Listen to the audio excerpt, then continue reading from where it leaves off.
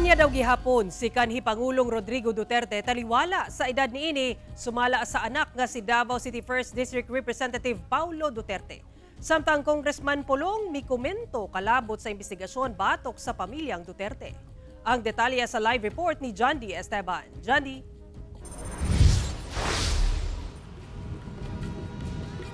Sana wala sa day problema alang kang Congressman Paulo Duterte nga motambong ang iyahang amahan nga si kanhi President Rodrigo Duterte sa hearing sa Quadcom.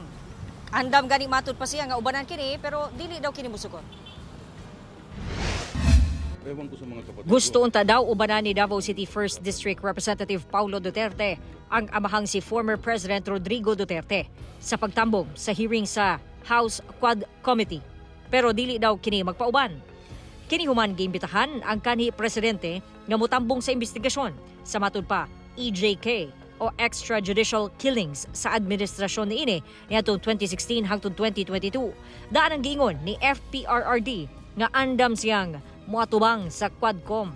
Ewan ko sa mga kapatid ko pero hindi namin napag-usapan na i-ano ko siya na wag pumunta. Sinabi ko pa nga samahan ko siya tapos ayaw niya.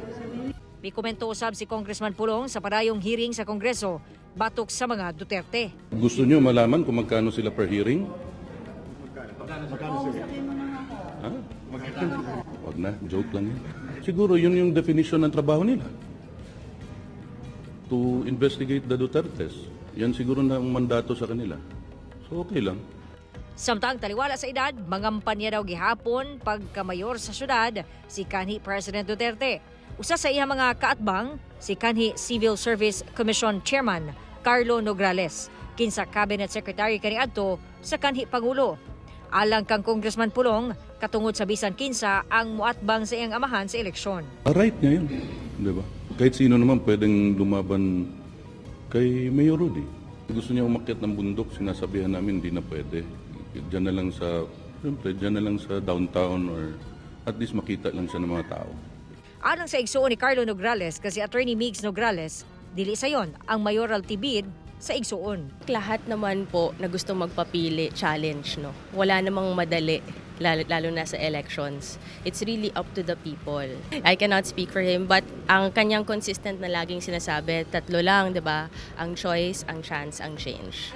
Samtang si Attorney Migs o Congressman Pulong ang bugat nga magtigi pagka-congressman sa 1st District sa syudad.